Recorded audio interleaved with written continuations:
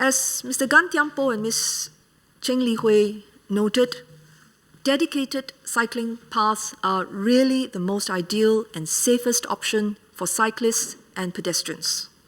And so I fully share their concerns for pedestrians, especially seniors. But the reality is that we have limited land, and much of Singapore, which the public regularly accesses, is already quite built up. It is therefore not realistic to build dedicated cycling paths everywhere. For cycling and use of PMDs to become viable first and last mile options soon, rather than far into the future, we need an environment and culture where pedestrians and cyclists, as well as users of PMDs, are willing and able to share space. To consult the public on how we can foster such an environment and culture, we set up the Active Mobility Advisory Panel in July last year, and the members were drawn from a broad spectrum of society and led by Palsec Muhammad Faisal, my former MOT colleague, who remains very passionate about active mobility. The panel submitted its report to the government last month. Mr. Gan reminded us, 请三思, 后面还有一句, 而后行. So to think first before you leap. So is to think before you leap. So I am pleased to share that the government will accept the panel's recommendations in full. I commend and thank the panel for their detailed work and well-considered recommendations. They have taken in as many views as possible and made some very difficult trade-offs.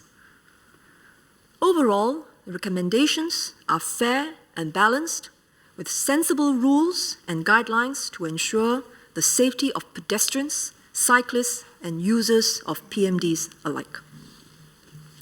These new rules will mean that bicycles and personal mobility devices like kick scooters, e-scooters, electric unicycles, and hoverboards can be used on footpaths, shared paths, and cycling paths.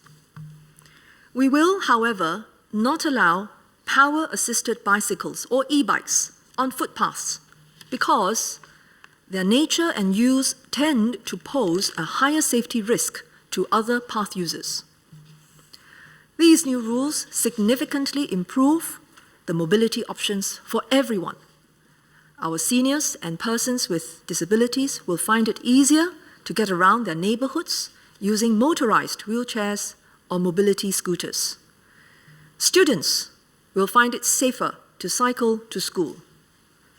Parents have more peace of mind. Families cycling to town centers for their daily activities or to catch a train will also be safer. On the other hand, we fully recognize the safety concerns of pedestrians in sharing the footpaths with faster-moving users, as pointed out by Mr. Gan, Mr. Cheng, and Mr. Dennis Tan.